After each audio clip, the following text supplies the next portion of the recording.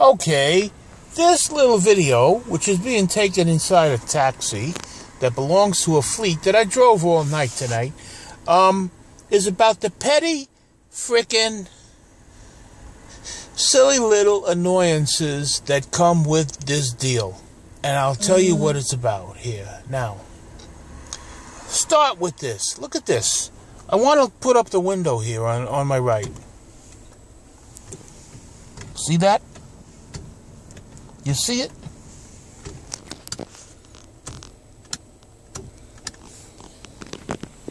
You see that? It's not gonna come down. Now that's not a little thing, you know, because you get a passenger, like especially a tourist. A lot of tourists, they're not used to the notion that you just walk into a taxi and you tell the man where you're going and he goes. So you're stopping at a red light and they're tapping on your window and they want to talk to you. Well, now it went down, you see? That's the point of it, you know? Sometimes it goes down and up and sometimes it doesn't go down and up. Now that's silly, right? Now, okay, and now it goes a little bit down. Okay, and then at the airport, the dispatcher, he wants to give me a shorty ticket. He wants to hand it to me through that window. But no, if that thing won't come down. All right, that's one little thing. Now, you see at the top of this blog piece, this post, you got a picture of a dashboard. Now, the dashboard doesn't look like this one, and I'll tell you why it doesn't. Because this one, there was really no drama with this one tonight. The one that the picture is of, there was drama, all right. Now, I started out, it was not all that bad, but you see where it says Echo Drive level over there? Well, it said, check hybrid system. Now, I know that's a sign of some shit that, number one, I'm going to pay too much for gas, and I'm supposedly paying a premium because I got a hybrid car. All right. Then, I know, I'm going to take it to the shop. And the shop, well, look, it really is not a hard thing to at least give it the cursory fix, or the try fix, which involves using a computer, and they connect it somehow, and the guy fiddles with some keys over on this other side, and check hybrid system goes away. So, of course, when you take the car over there, everyone is looking at you surly because you want them to do something for you. And, but this guy actually, you know, he was pretty quick about it. So I gave him a $5 tip. Do you know that 8 hours into the shift, check hybrid system comes on, and every freaking idiot light on that dashboard lights up. Except the red brake light. That's the only one, thank God, that didn't light up. That's a petty annoyance, is it not? That's a silly-ass, stupid, petty, jack-a-mole annoyance that comes with working at a fleet. Now, where am I going with this? I don't know if I remember where I started out to think of what I was going to tell you about. I told you about that. Now, there are other petty little frackin' annoyances that used to be very much around and aren't so much now, because Uber and the green cabs took away a lot of drivers from the place. So when I walk in, there's cars. Okay? There's a car to work. Oh, yeah, what happened today? What happened today? This car apparently had been in repair or maintenance of some sort before I was assigned the car. I get a different car every time I come around here now. Okay? And I can't remember which ones are the bad ones, which ones are the good ones. I can't remember if I brought my license. I did, right? It's over here. Yeah, here's my license. You see it? Now, you probably see it backwards. I don't know. I see it backwards. Anyway,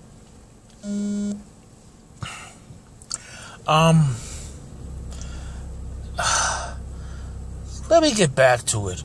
So, the gas is low.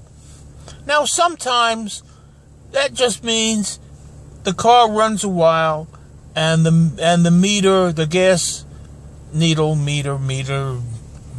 gas meter needle, comes up to just over full, which is the way it's supposed to be when you start a shift. How do I know? Because I paid to fill up this tank after my shift. And that's the point. So when I start the shift and it's down to 3/4, that's a problem for me. And I know why it's down to 3/4.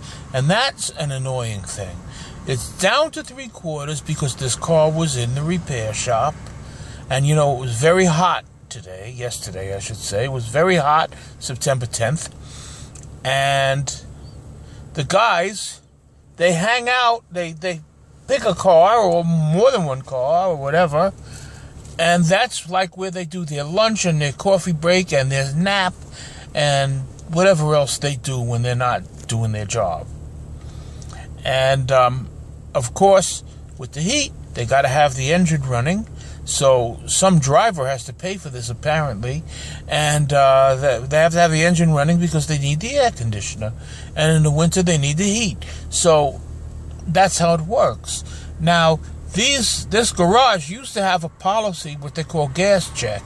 Gas check is when you start out and the tank is not full. They used to say, well, go to the nearest gas station and get a receipt. The receipt must have the amount in money and the amount in gallons. I did that once, and the lady was nice enough to say, well, we got a receipt with the amount, but not with the gallons. So it did me no good at all. I wasted time on the line. I spent $10 paying for these guys' siesta or whatever I was doing. Or maybe the day driver didn't fill the tank. Maybe they didn't fill the tank. So anyway, so today it's different because they don't want to fuck around and fuck over the drivers quite as much as they used to. Or what did they used to do? Like I told you, go to the nearest gas station. At the nearest gas station, you may get a runaround. No, when they have a gas pump, 2, 3, 6 gas pumps right there, and they say, no, you can't do a gas check here. Well, lately, yes, you can. Yes, you can. But you see, there's a little annoyance to it because they can't have it just like that. So I get the car. It's near the shop. And I see, well, the needle's low. I let it run for a minute or two. The needle is not advancing up. So I have to shut off the car, go to the dispatch window, and say to the dispatcher, Ray, I need a gas check. Which is like, by that point, there's a line there, and these guys, it's crowded because it's raining, so the guys are not hanging out outside. And I'm big, and I gotta squeeze through these guys that are hanging around talking to reach Ray. And then, of course, Ray acknowledges, well, okay, you need a gas check, so go get the gas fill and bring me back the ticket. So I gotta do it again and again. Now, while I park the car so that I can go into the office and tell Ray that I need a gas check, the guys in the shop are going crazy, you see, because I'm not supposed to be parked there. Well, what am I supposed to do? Take the car with me into the office? So they get all hysterical, and the guy got hysterical when I pulled it over where there's a space, and you would think it would be all right, that it wouldn't be a big problem there. I'll pull it over because now I got to pull the car over and bring the gas ticket back to Ray, the dispatcher, which I did.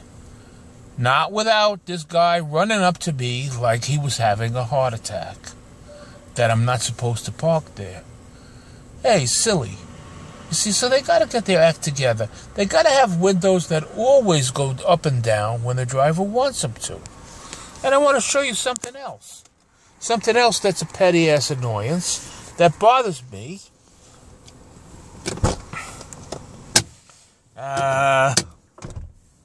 Yeah, hold on. I'm going to pop the trunk. Now, this trunk doesn't have this problem. This trunk don't have the problem. But, you see, it's not easy for me to get in and out of this little car here. But I will. I'm getting out of it now. See, I'm in the South Bronx here. I'm by the garage. Upsy daisy. You see, a picture is worth 1,000 words. See this? This here's the trunk.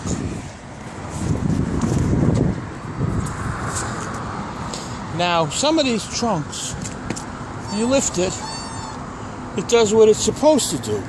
It stays there. But some of them, whonk, they go down.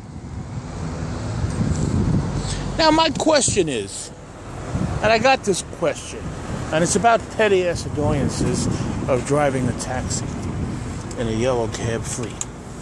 Why, for the love of Pete, for the love of Mike, for the love of Joe, why, when they're stuck with all these cars that don't have drivers, why can't they go over each and every car? Check the hood, check the trunk, check to see if it's really a hybrid. See if the windows go up and down. No. I don't know. They you know, it's like they're really trying. They got Wi-Fi in the place now. They never had that before. They did a renovation of the bathroom. They got a whole room now, a prayer room for the Muslim guys, and not just a prayer room. They got a room where it's like the stuff that, well, that's how they do their ablutions. They kind of ritualistically wash their feet and hands and mouth, I think. And they have like a special setup for that. And it's nice for them.